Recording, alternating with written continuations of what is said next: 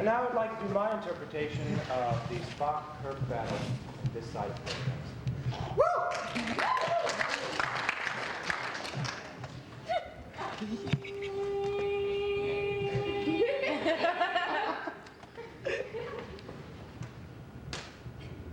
All right, you mutinous, disloyal, computerized half-breed. We'll see about you deserting my ship. The term half-breed is somewhat applicable, but computerized is inaccurate. A machine can be computerized, not a man. What makes you think you're a man? You're an overgrown jackrabbit, an elf with a hyperactive thyroid.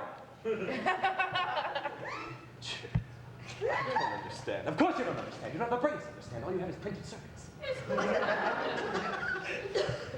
Captain, if you'll excuse me, But then what do you expect from a simpering, devil-eared freak? His father was a computer and his mother encyclopedia. my mother was a teacher. My father, an ambassador. Your father was a computer, like his son. An ambassador from a planet of traitors. The Vulcan never lived with an ounce of integrity.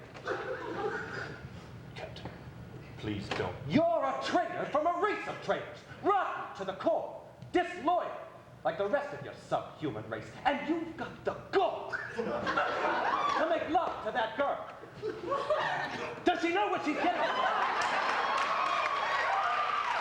carcass full of memory banks who should be squatting on a mushroom instead of passing himself off as a man. You belong in the circus, Spock, not a starship. Right next to the dog-faced boy.